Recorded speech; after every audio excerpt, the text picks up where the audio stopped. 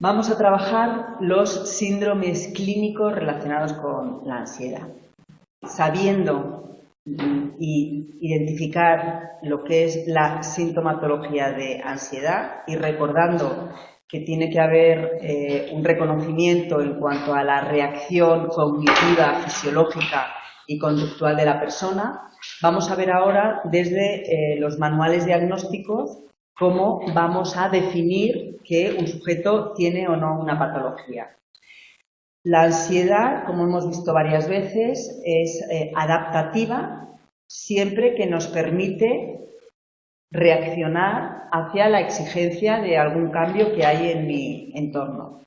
Mientras que va a ser desadaptativa cuando esa reacción de alerta para dar solución a algo se mantiene en el tiempo, porque recordar que se produce una reacción desde el hipotálamo que genera el precursor de la hormona de la corticotrofina que va a incidir bien en la corteza suprarrenal para generar hormonas tipo corticoides que van a estar influyendo en la presión sanguínea, en cómo procesamos la glucosa y finalmente puede degenerar mi sistema inmunológico.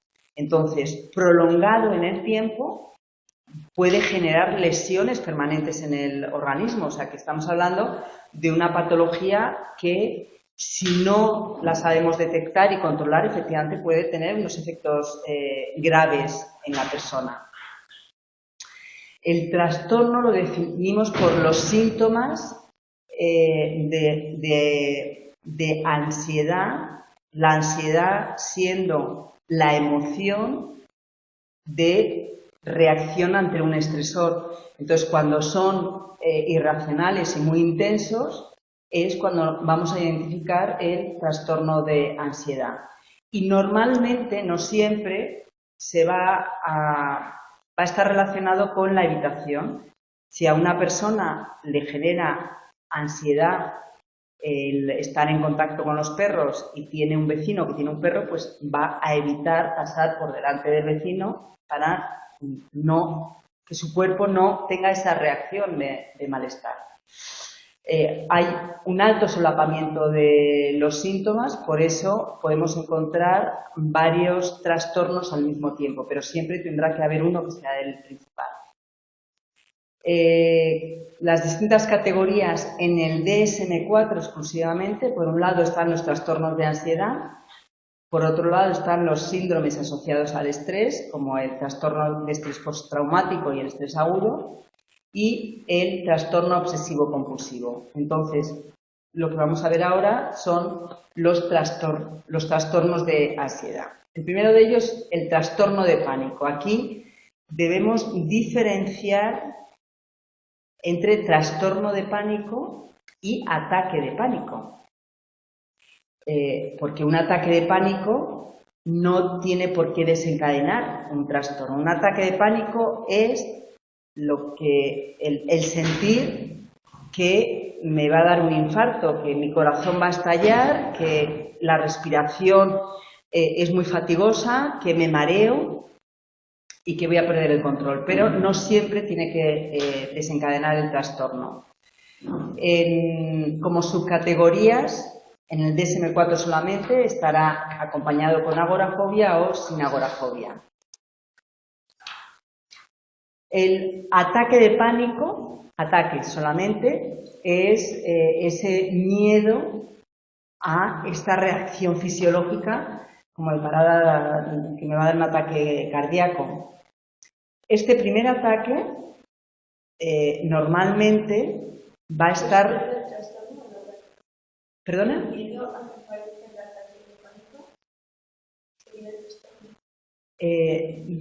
No tiene por qué, porque pueden haber solamente dos ataques sin que haya evolucionado. El miedo, o sea, una vez que a ti te da un ataque de pánico, sientes que te vas a morir. Entonces, tienes miedo a que te pueda pasar en otro sitio, porque dices que la puedo palmar en cualquier momento. Entonces, pero esto no es en sí un trastorno de pánico, está siendo solamente un ataque. Entonces, el primer ataque va a estar siempre relacionado en un entorno de tensión. El sujeto lo sabe, pero no tiene por qué darle importancia, porque las personalidades agresivas, competitivas, pues disfrutan con esa situación, o sea que en el fondo no les importa, pero su cuerpo sí que pone unos límites. Entonces, normalmente esta sintomatología lo que hace es que es el cuerpo el que está diciendo para. O sea, no es la persona competitiva que... No, el cuerpo es el que le está diciendo, bueno, o sea, aquí hay demasiada tensión y es algo que llamamos somatizar. En cuanto hay un ataque de pánico, ya la persona está obsesionada con que en cualquier momento me va a poder pasar esto.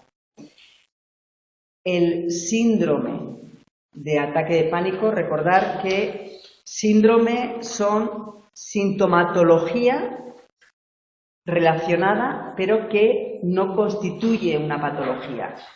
Entonces, el síndrome del ataque de pánico va a ser un episodio intenso de miedo o molestia durante el cual aparece este malestar y puede estar hasta 10 minutos. Entonces, de mayor a menor incidencia son las palpitaciones, sudoración, temblor. Y esto, o sea, cuando tú ves que te puede estar dando un ataque cardíaco, 10 minutos es como una eternidad. Y por supuesto no lo relacionan con nada psicológico. El ataque de pánico en población clínica va a configurar la patología de trastorno de pánico, mientras que el ataque de pánico en población no clínica es un síndrome de pánico. Entonces, insisto, el haber padecido ataques de pánico no tiene por qué configurar en sí la patología. Sí que comparten la misma sintomatología, el que está relacionado con el estrés y que hay historia familiar de ataques de pánico. Pero en la población clínica hay más ataques de pánico que en la población general y las condiciones son mucho más catastrofistas. Y la evaluación social es la que favorece, o sea, en el ataque de pánico en población no clínica están preocupados por la evaluación social, por el qué dirán las personas que me está pasando esto y que no tengo control sobre mí mismo. El primer ataque de pánico es inesperado. Significa que yo voy conduciendo y de pronto tengo que parar el coche porque siento que me va a dar un infarto. El pánico para Barlow se categoriza en señalado, esperado, pero muchos sujetos dicen que no hay nada que les haga intuir que va a pasar esto. El relato que os estoy diciendo de esta persona que está conduciendo está yendo a su casa por el trayecto donde va siempre y no hay nada porque no ha habido que haya habido un frenazo, no ha habido nada, no ha habido un árbol caído, en fin, no ha habido nada. Podemos diagnosticar ataque de pánico sin miedo ni ansiedad, porque aparece y el sujeto no tiene ningún miedo a nada, ni tiene percepción de ansiedad como adelantar algo dañino. En el DSM-4 ya va a distinguir tres tipos de ataque de pánico. El inesperado, que sería este que os comento, pues donde no hay nada que me haga ver que mi cuerpo se va a desregular. El ataque de pánico limitado situacionalmente, que está relacionado con las fobias específicas. Pues yo veo una araña y de pronto mi cuerpo puede reaccionar descontrolándose, pero ya hay algo que está haciendo el desencadenante. Y luego ataque de pánico predispuesto, el trastorno de pánico con agorafobia, donde por ejemplo, este relato de esta persona que va hacia el trabajo y de pronto le da un ataque de pánico que no hay nada con lo que lo pueda relacionar. Lógicamente, cuando al día siguiente va a coger el coche y va a pasar por el mismo sitio, ya hay una predisposición a que esto le pueda pasar. Entonces, digamos que el predispuesto es cuando en algún momento ha habido alguna situación de mucha tensión que le puede favorecer al sujeto.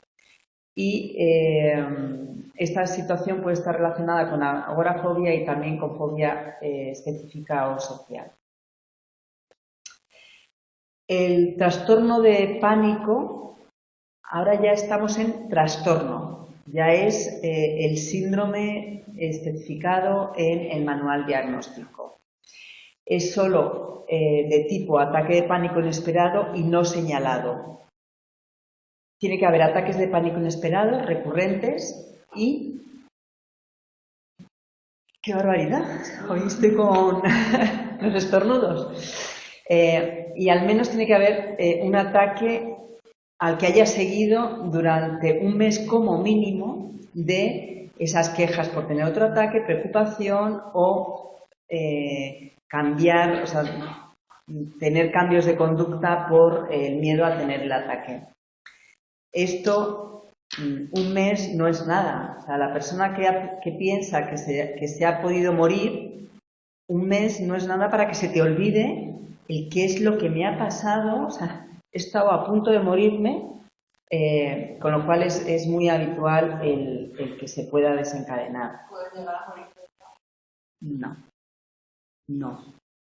Si una persona muere por un infarto es porque hay una patología cardíaca. Eso es. ¿Se puede llegar a la boca como si fuera algo de no era Claro. Puede ser. Lo que pasa es que ahí hay que ver si es no tanto por un ataque de pánico, sino dentro de las distintas patologías pueden darse distintas situaciones. Pero sí que es verdad que ante esa situación lo primero que se va a hacer es una exploración exhaustiva médica y si no encuentran nada ya nos lo remiten a nosotros.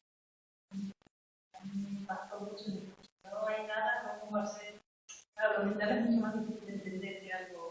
Claro, pero si nosotros hemos estado viendo en algunos temas como, por ejemplo, personas que yo me parece que os relataba en alguna situación, una chica que no quería seguir tocando un clarinete, que estaba estudiando y tal, entonces tuvo una parálisis, pero no era por la tensión del clarinete, sino porque no quería y no lo hacía de forma consciente, era su cuerpo el que era capaz de decirle a sus padres: yo no quiero seguir tocando el clarinete. Bueno, como siempre os digo, hay que descartar siempre problemas médicos o cualquier otra patología. Hay que hacer un análisis diferencial. El trastorno de pánico lo vamos a analizar desde conceptos de qué rasgos comparten y qué rasgos no comparten. Entonces, como diferencias cualitativas, el trastorno de pánico y el trastorno de pánico como ese ataque de pánico inesperado que me está condicionando y que no me deja tener una vida normal porque no soy capaz de quitármelo de mi vida.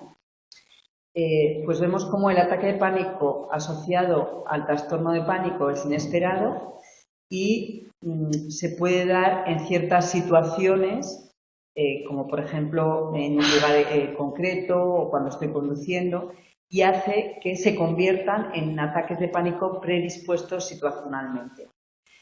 Y cualitativamente el ataque inesperado es similar al predispuesto situacionalmente. O sea que lo que son las características de qué es lo que le está pasando al sujeto van a ser las mismas. En cuanto a la teoría de la continuidad, lo que nos dice es que hay diferencias cuantitativas de cantidad entre los ataques de pánico provocado por un estímulo específico con los ataques inesperados. La ansiedad sería lo que me va a generar menos malestar y el pánico va a ser lo que me va a hacer generar mayor malestar. En población infantil y juvenil, el ataque de pánico va a tener menos síntomas cognitivos. O sea, el niño y el adolescente no se plantea que tengo miedo, sino que es la reacción fisiológica. Mientras que en la población adulta va a ser ese procesamiento cognitivo de temor, de adelantar, de ver qué es lo que está pasando, lo que le va a estar condicionando fundamentalmente. Es decir, todo el procesamiento cognitivo. El estar vigilante, o sea, el problema de tener una alteración fisiológica con la sensación de perder la vida, va a hacer que la persona esté inspeccionando siempre cada sensación corporal que tenga. Y esto es una reacción muy alta en los pacientes con el trastorno de pánico y además es muy negativo porque les va a hacer magnificar esas molestias que puedan estar teniendo. Vamos a ver ahora el trastorno de pánico relacionado con agorafobia o sin agorafobia, que lo importante es identificar lo que es el concepto de agorafobia realmente, que es ese miedo a situaciones en los que yo me pongo nervioso en situaciones en donde estoy en lugares públicos que siento que no sé si me van a poder ayudar o voy a poder dar solución a mi malestar. Entonces va a ser esa ansiedad anticipatoria la que les va a ocasionar el malestar. Llamamos fobofobia al miedo, a adelantar el miedo a que me pueda pasar en un sitio donde yo no puedo hacer nada. Y luego miedo a situaciones en no poder escapar de forma fácil o que no le puedan ayudar. Normalmente lo que desarrollan estas personas es una reacción de evitación, que lo que hace es instaurar y agrandar el problema. Situaciones agorafóbicas, pues como veis es de lo más inespecífico realmente, porque tanto es estar fuera de casa, como coger un transporte público, como ir al dentista, o estar en espacios cerrados o en lugares muy concurridos. El trastorno de pánico con agorafobia, pues es cuando te da miedo ir a estos sitios concurridos, adelantando que te puede dar esa parada de corazón o esa pérdida de control. Tenemos que hacer un diagnóstico diferencial con fobias específicas, con trastorno de estrés postraumático o inclusive con ansiedad de separación. Y luego, también es importante ver el grado de evitación, si es leve, moderada o grave. Porque, por ejemplo, la evitación fóbica grave va a ser mucho más difícil de tratar cuando no hay una evitación tan grande. Y luego, en cuanto al grado de malestar, vemos que las fobias específicas van a ser las que nos van a generar menos malestar, porque yo tengo controlado. Si sé que la fobia es a las arañas, solamente sé que cuando vaya al campo es cuando lo voy a pasar mal. Mientras que un trastorno de pánico con agorafobia significa que pienso que me puedo morir en cualquier momento en el que esté fuera de mi casa. O sea que, como veis, el grado de malestar en uno pues, es más controlable que en el otro. En todo caso, todos los trastornos fóbicos es un miedo intenso acompañado por evitación, aunque para el diagnóstico no siempre tiene que estar la evitación. El sujeto se da cuenta de que tiene miedo y lo que hace es irse de ese sitio que le está generando el malestar. Distintos autores han hecho distintas clasificaciones en cuanto a tipos de fobias. Pero en el DSM-4 lo que nos identifican son, por un lado, las fobias específicas, pues tipo animal, ambientes naturales, sangre, inyecciones, heridas, situacional o inespecífico. y en específico sería un poco lo que tú estabas comentando antes de estar en tensión por todo. Y luego, como categorías básicas de fobias, están la agorafobia, fobia específica y la fobia social. En la agorafobia sin historia de trastornos de pánico, el sujeto es muy común, es común en la población no clínica, y para el diagnóstico lo que tenemos que identificar es esa evitación en situaciones agorafóbicas. Ponerme un ejemplo. No, yo lo concierto. Perfecto, vale. Soporta en la población normal, puede soportarlo, pero con una excesiva ansiedad. Y normalmente lo que hace es buscar la compañía de alguien para que si le pasa algo le pueda ayudar. El trastorno de ansiedad más frecuente en población general es la fobia específica y en la población clínica el trastorno de pánico con agorafobia. Lógicamente, porque puede haber fobias específicas que el sujeto no tenga necesidad de tratarse porque sabe que es muy esporádicamente cuando va a estar en contacto con el estímulo que le genera malestar, mientras que si es un trastorno de pánico con agorafobia es en cualquier momento.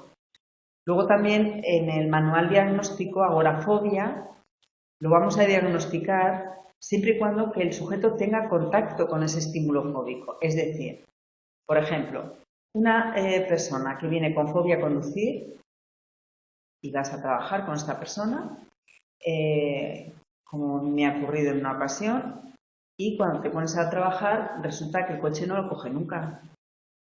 Entonces, es imposible trabajar la fobia a conducir si no coges, no, es que lo tiene mi hijo, no, lo tiene mi marido, no, no lo necesito. No, pues es que para trabajar la fobia lo primero que hay que hacer es ver si hay situaciones en las que lo tienes que coger. No, no, yo no tengo que coger el coche nunca, entonces pues no hay que trabajarlo. O sea, no lo vamos a definir como una fobia. Y luego la agorafobia sin historia de trastorno de pánico es raro en población clínica, pero es común en la población general. Fobia específica, pues es miedo irracional hacia un objeto o una situación.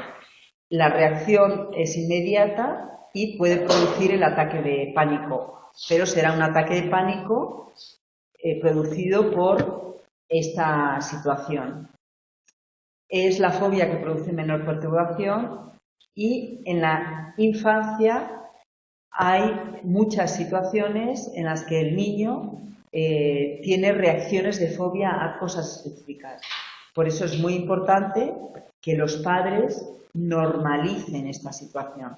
La diferencia de ese miedo del niño porque se le acerca un perro, que es normal, y los padres lo único que tienen que hacer es acariciar al perro, que vea que no le hace daño, etcétera.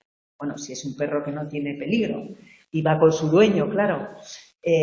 Pero van a ser los adultos los que modulen el que el niño supere las fobias, que son miedos normales en los niños, o las instauren, que es cuando va a ser el problema. La respuesta de activación a una fobia específica es siempre la misma, de alta activación y reacción de evitación, exceptuando la fobia específica a la sangre o a los entornos médicos. Porque en estos casos lo que va a pasar es que se inicia un patrón de activación muy alto, que llamamos patrón difásico, pero va a ser seguido por un descenso en la presión sanguínea, con lo cual produce un desvanecimiento en la persona. Entonces, si el trabajo en las fobias normalmente y en todas las alteraciones de ansiedad va a ser en rebajar la activación y afrontar el malestar que me produce la situación temida, con las fobias al entorno médico es totalmente al contrario. Yo tengo que mantener la tensión del sujeto para que no tenga la caída en la respuesta básica. Con lo cual, el tratamiento va a ser diferenciado. La fobia social. Pues es el miedo a estar con gente por la evaluación fundamentalmente que van a hacer de mí. En la infancia se produce entre los propios compañeros, mientras que con los adultos no les va a pasar. Y normalmente se suele relacionar con baja autoestima o miedos a la crítica. Es muy habitual en la adolescencia, que es un periodo de inseguridad, pues el tener miedo a la crítica de los compañeros. Pero esto no lo debemos confundir con las fobias. Por eso es tan importante conocer cuál es el patrón evolutivo del sujeto y cuando estamos en un análisis determinado ver en qué momento está. Estas situaciones de malestar, por ejemplo, situaciones específicas de comer porque si me atraganto, hablar por si me entrecorto, con el otro sexo por si se ríe de mí. Situaciones generalizadas, pues todo lo que sea estar fuera de su entorno de protección.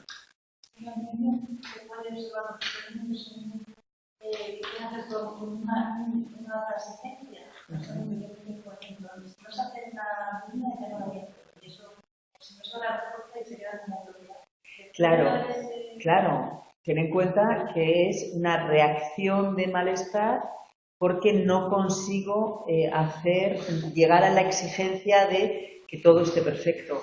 Entonces ahí efectivamente lo que hay que trabajar es el que no importa salirse de la raya, no importa manchar la hoja, o mira qué divertido cómo ha quedado el que hoy lo hayas hecho fuera de la raya y ha quedado muy divertido.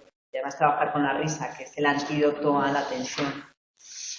En la fobia social, pues hay distintas situaciones, pues como ser el centro de atención, o el hablar con desconocidos, o el dar a conocer cuál es tu opinión, o comer y beber en público. Estas serían las más habituales. Vamos a ver ahora el trastorno de ansiedad generalizado, que lógicamente al darse en muchos contextos y en muchas situaciones, pues va a ser más difícil de contener para la persona porque tiene que exponerse más. La persona está muy preocupada por todo, en múltiples circunstancias y por un montón de cosas. Tiene una activación autónoma menor que en pacientes con otros trastornos de ansiedad. Es decir, cuando yo veo una araña y tengo fobia a las arañas, yo noto cómo palpita mi corazón. Cuando yo tengo un trastorno de ansiedad generalizada, yo estoy preocupada, pero no estoy notando el latido de mi corazón ni la respiración alterada. Son más los síntomas somáticos relacionados con la tensión muscular y con esa vigilancia mantenida. Vamos a utilizar el cuestionario de preocupación PEM para diferenciar entre las personas con trastorno de ansiedad generalizada en población clínica y en población normal. El DSM-4 va a reducir la importancia somática en este trastorno.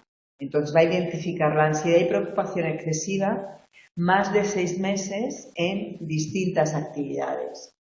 En todo caso, es una dificultad en la persona por controlar las preocupaciones. Además, en los entornos de estas personas se encuentran agotados porque necesitan verbalizarlo y en sus entornos están permanentemente quejándose del malestar que le genera la preocupación de 1, 2, 3, 4. O sea, que son fáciles de identificar. Junto a esta ansiedad y preocupación hay inquietud, o sea, sentirse que están al límite, fatiga, el no poder concentrarse, tener en cuenta que la atención y la concentración es una capacidad de ejecutiva, pero cuando hay mucha ansiedad o depresión se reduce la capacidad. Están irritables, hay tensión muscular y problemas de sueño. Los problemas de sueño siempre inciden en todas las patologías. Vamos a ver ahora el trastorno de ansiedad por separación, que, como os decía, lo tenemos que diferenciar del malestar por separación natural y evolutivo cuando el niño empieza a desvincularse de los padres, que puede ser de los 6 a los 12 años. El sujeto lo que tiene es una dependencia por su entorno de protección y en el DSM-4 tiene que ser diagnosticado antes de los 18 años, pero en el DSM-5 no. Por ejemplo, en consulta yo estuve trabajando con un paciente que trabajaba en una multinacional y viene a consulta porque tiene que hacer viajes profesionales y no puede, tiene novia, vive con sus padres, pero aparentemente tiene una vida normal, pero no puede hacer los viajes profesionales porque siente que no puede separarse tanto de su entorno. Y entonces era una ansiedad por separación, identificada cuando tengo una exigencia laboral que me exige separarme físicamente de mi entorno de protección. Pues porque hasta ahora siempre pues las vacaciones las había hecho con su familia, con su novia también. O sea, no se habían dado situaciones en las que él notase que había este problema. En el DSM-4, este trastorno lo identifican como inicio en la infancia y en la adolescencia. Síntomas son cognitivos porque yo reconozco que no puedo estar lejos de mi entorno de seguridad. Luego, somáticamente, los dolores de tripa y pesadillas están más relacionadas con los niños, porque en la tripa tenemos muchas terminaciones nerviosas, entonces es un foco donde el niño normalmente siempre somatiza. Pero en los adultos ya está más repartido en todo el cuerpo y suele estar en la sobrecarga en la espalda, en fin, ya es más amplio la tensión mandibular. Y luego hay actitudes conductualmente de resistencia pues, a realizar ese viaje porque siento que no lo puedo hacer. Es más, esta persona llegó a convencer a su madre para que la acompañase a los viajes y que ella fuera de ocio. O sea que fijaros. Bueno, una vez que se inicia, tiene un curso crónico normalmente, agudo en las situaciones de separación o un curso intermedio. Bueno, relacionando todos los trastornos de ansiedad, el curso crónico, el trastorno de ansiedad, este de separación, si no lo solucionas va a ser también crónico. Agudo sería la fobia específica y luego el trastorno de pánico con agorafobia pues tendría un curso intermedio. La edad puede ser un factor de riesgo y tenemos que ser conscientes que el miedo es frecuente en la infancia, los miedos evolutivos son normales y de 6 a 12 años va a haber miedos subclínicos, pero que no lo tenemos que patologizar. Y luego, finalmente, identificar la incidencia de los problemas de ansiedad en los hombres y en las mujeres, donde las mujeres parece que tendemos a padecer más problemas de ansiedad. Y luego ver solamente la incidencia del estatus marital, como parece que influye en personas que no tienen una estabilidad de pareja, las fobias, el pánico o el trastorno de ansiedad generalizado, y la educación parece que puede incidir con un bajo nivel educativo en fobias, problemas de pánico y trastorno obsesivo-compulsivo. Y con esto ya dejamos por concluido este tema.